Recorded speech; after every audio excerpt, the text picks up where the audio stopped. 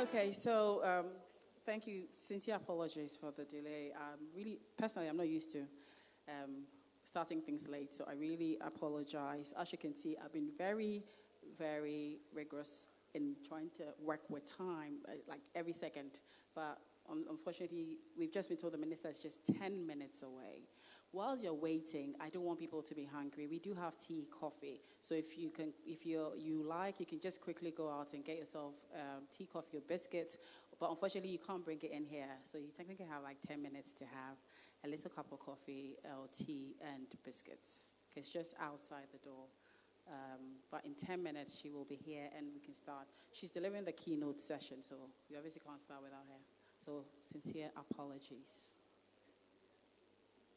So tea, coffee, or just biscuits or water. Oh, well, obviously you have water in front of you. So yeah, please.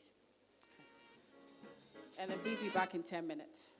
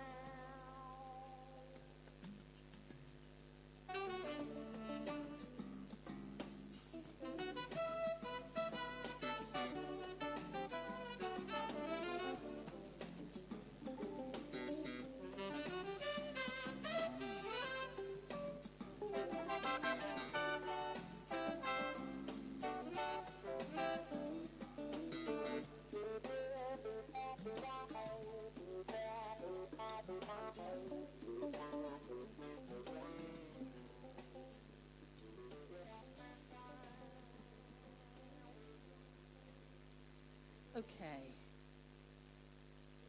Welcome back. Could the ushers please direct coffee tea, fantastic people to come back in? Great.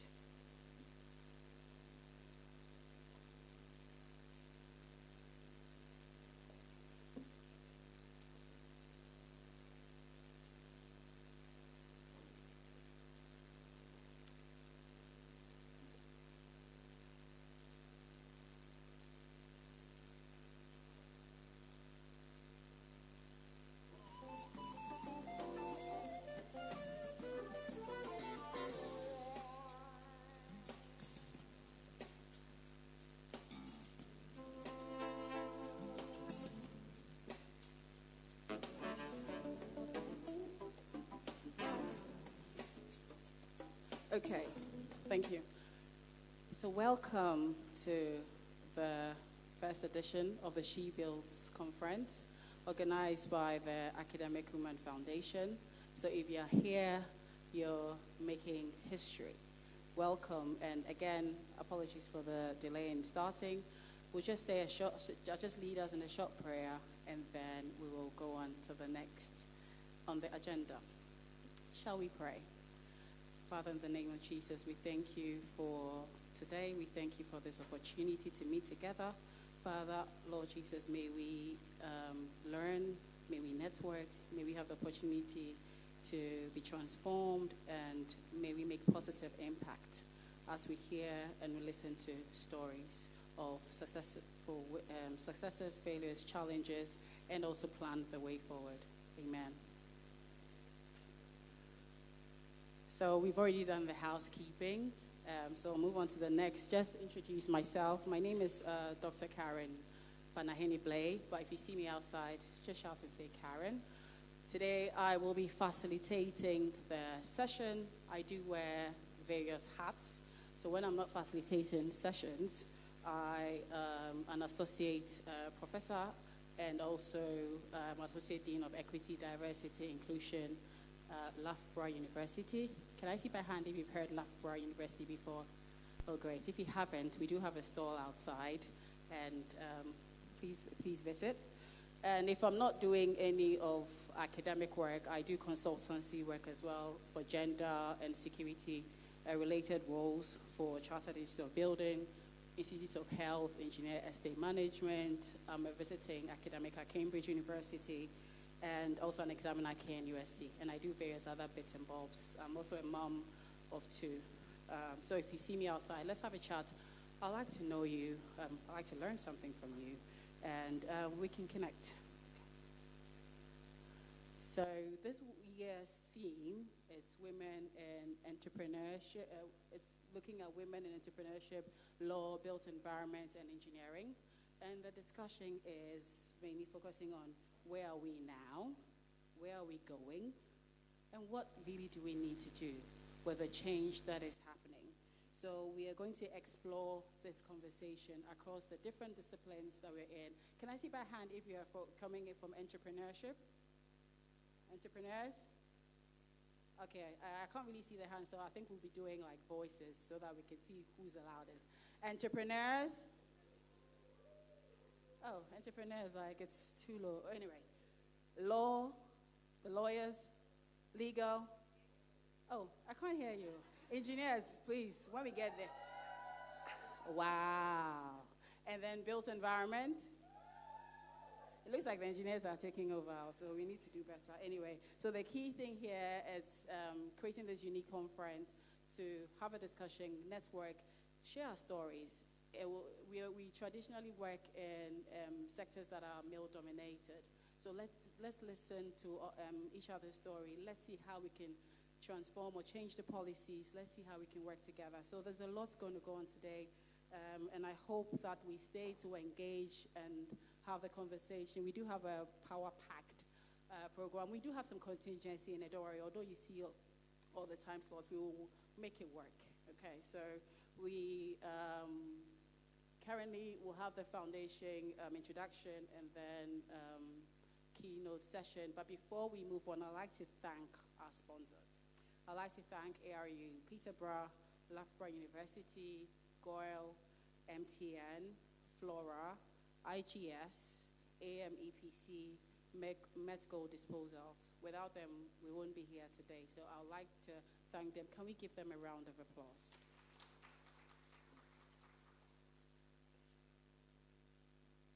We've already done this activity, so I hope you know the person. If I should call you randomly and ask the name of the person, not actually the name, if I should ask what sector the person in, I believe we can all answer it. We don't have time, so we won't do that now.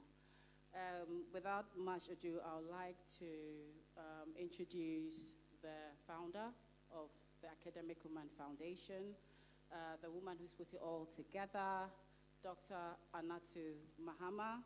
She, like me, wears many hats, a lot of hats. When she's not doing Academic Women, she's a senior lecturer at Anglia Ruskin University. She's an examiner at KNUST, University of Surrey, and a consultant for Women in Higher Education Network. So shall we invite Dr. Anatu Mahama?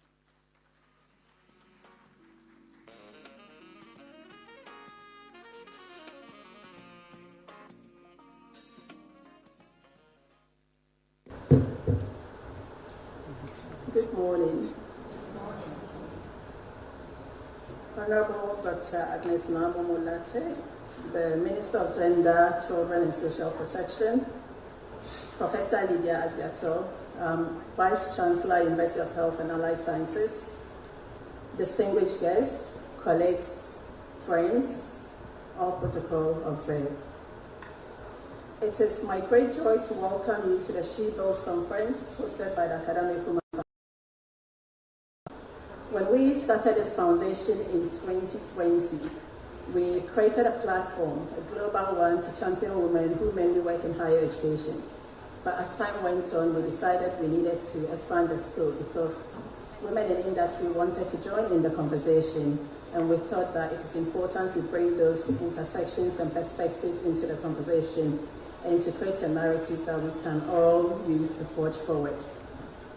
Today, the Academic Women Foundation does not only spotlight success, we amplify women's voices. We confront the barriers that persist across borders and generations. And we work alongside our male allies. Thank you to our male allies who are here today supporting us. Why do we need our men allies? Because we need them because building an inclusive world for the future generation, for our girls and boys, to provide equity opportunities for our boys and girls, we need them to believe, or women, we also need to believe that it's a shared responsibility, and we have to do this with our men.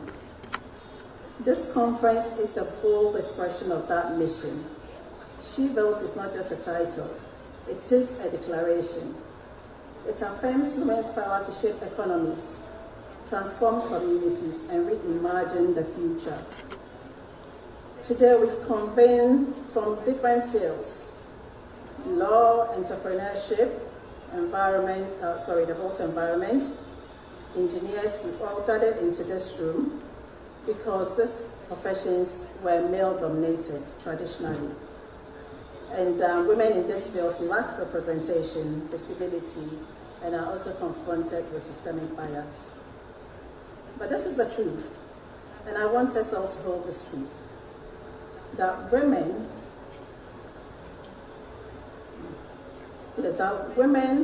are shaping, we're already shaping these fields. We have lawyers who are driving justice and policy, engineers who are designing the systems that we use every day. We have those in built environments that create the spaces in which we all live and work. And then we also have the entrepreneurs who are always innovating and creating new markets. When these voices come together, what emerges is not only solidarity, but a vision of collective power. We see that women are not at the margins of these industries. We are central to the transformation of these industries. So our team today, where women are, where are we going, and what we need to do, guides this gathering. Together, we'll take an honest look at where women stand today, our wins, which we must celebrate, but also the gaps that remain to be filled. But most importantly, we must also look at strategies we must talk about structured alliances that would help us to forge the way forward to get to our destination. So this is not only about supporting women to enter or remain in such professions. It's about empowering women to be in these professions and to also lead. To build intersectional strategies that connect law with technology, engineering with design, entrepreneurship with policy, and to do this in partnership with our men allies. She Builds is about shifting the narrative from women as dependents to women as agents of change, from isolation to solidarity, and from exclusion to influence. And how do we achieve this? Through what we'll experience today in this room. Stories that inspire, dialogues that challenge, mentorship that uplifts, and collaboration that transforms. To every woman here today, whether you are just beginning your career, advancing through the ranks, or leading at the highest level, this is your space. A space to connect, to learn, to be challenged, and to be celebrated. So welcome to She Builds. Today, let us not simply imagine the future. Together, let's build it. Thank you.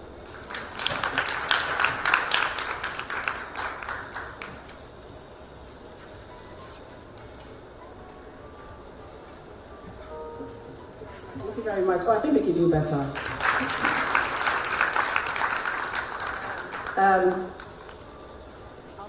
Out of context announcement. If you have a car registration GS311322 Honda CRV, you're blocking someone. So if you could kindly go and move the car, that would be fantastic. Okay. Dr. Muhammad has asked me to just share who the team are. So this is the team that put together the conference, and we are also on the TAW Foundation, that's the Academic Women Foundation website, and we have been carrying out some charity activities as well, donating to schools and to hospitals. So whilst we are talking about women building, She Built, we are looking at it from a longitudinal perspective, so school level and even a birth level. So we also look at female children or any child to make sure that they are equipped to be able to get here and then move forward. So this one is a video. Unfortunately, we don't have any sound, so you can't hear, but the kids were very, very excited. Without much ado, I would like to introduce our keynote speaker. You're very, very honored. When I finish reading all this, you guys need to clap and shout, so get ready. So I'd like to introduce the keynote speaker for today's session. I would like to thank her for taking time out of her busy schedule to be here. We are so grateful. So our keynote speaker is Honorable Dr. Agnes Naamono Latte, the Minister for Gender, Children and Social Protection. She has over 20 years of experience in community development, women's and children's rights and governance, a member of Ghana's 8th Parliament for Krowo constituency. She served on several parliamentary committees. She has held roles including ECOWAS in-country expert, General Secretary of NALAG, and Executive Director of GERD. Dr. Latte holds a PhD in African Studies, an MPhil, I'm not sure what I'm doing wrong here, but anyway, an MPhil in leadership, an MA in human resource development, and a BA in business management. Wow. And she's married with 2 children. So let us welcome, I told you what we're going to do, shout and clap. Let us welcome Dr. Agnes Naamono. She's going to give us a keynote on From Margin to Center, redefining women's economic power. Oh, we can do better. Very kind of you. Good morning. I see this morning the energy is with the engineers. So good morning. Was that the engineers alone? Only the engineers? The entrepreneurs? Good morning. Okay, so I see all of our voices are coming together. Good morning once again. Good morning. The he for she's, good morning. The he for she's, the men supporting the agenda of women, good morning. Oh, you see how few you are. You need to get some more voices like that. Good morning. Uh-huh. I heard some bass somewhere. Distinguished guests, esteemed colleagues, change makers, trailblazers, and above all, the phenomenal women gathered here today. It is more than an honor to stand before you at this year's She Builds conference. Under such a bold and timely theme, from margin to center, women redefining power. I salute the organizers for creating this powerful platform. I acknowledge the inspiring speakers, our partners, and every woman and man who has joined us to advance gender equality and women's empowerment in Ghana and across Africa. The theme for this conference speaks directly to our moment in history. Women's voices, talents, and leadership have been confined to margins. Applauded, yes, but underutilized. Visible, yet undervalued. But the margin is no longer enough. The margin may have been our start point, but the center must be our destination. I'm sure you all agree. Women belong at the center for decision making, of innovation, of law, engineering, agriculture, entrepreneurship, and nation building. Ghana has made real progress in amplifying the voices of women. Today, women are serving in parliament, in the judiciary, in corporate boardrooms, in agriculture, in technology, in the creative arts, and in entrepreneurship. Across villages, towns, and cities, women sustain households, build businesses, shape policies, and redefine leadership. Above all, we are deeply honored to have the first Vice President of Ghana, Professor Nana Jane Opoku-Agyeman.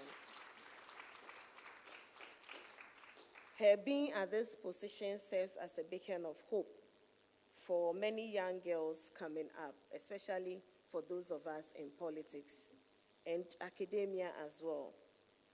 But let us be honest with ourselves. Progress is uneven. Women make up 52% of Ghana's population, yet less than 15% of parliamentary seats are occupied by women. Girls enrolling in schools are at higher rates than ever before, but too many still drop out before completing secondary education. Many women remain excluded from the formal economy, and harmful practices and stereotypes still silence far too many voices. This is why we must redefine power, noting that power is not position. Power is influence. Power is impact. And power is inclusion. Power must not be the privilege of a few. It must be the shared capacity of many. When women step fully into their power, communities thrive. When women lead, societies prosper. When women build, nations rise. To redefine power is to change minds or mindsets, to move from seeing women as beneficiaries to recognizing them as equal partners. It means rewriting the rules so that talent, not gender, determines opportunities. It means investing in education, health, enterprise, and leadership for women and girls. As Minister for Gender, Children and Social Protection, I reaffirm government's unwavering commitment to ensuring that women are not left behind or on the sidelines for development. A landmark step has been taken with the recent passage and launch of Ghana's Affirmative Gender Equity Act 2024, Act 1121. This legislation is a game changer, and it seeks to increase women's representation in politics, governance, and public life. It also seeks to ensure equal opportunities in appointments, employment, and leadership. It seeks to break down systemic barriers that have kept women out of the decision-making spaces and advance gender equality as a constitutional and developmental imperative. This act is not just another policy on paper.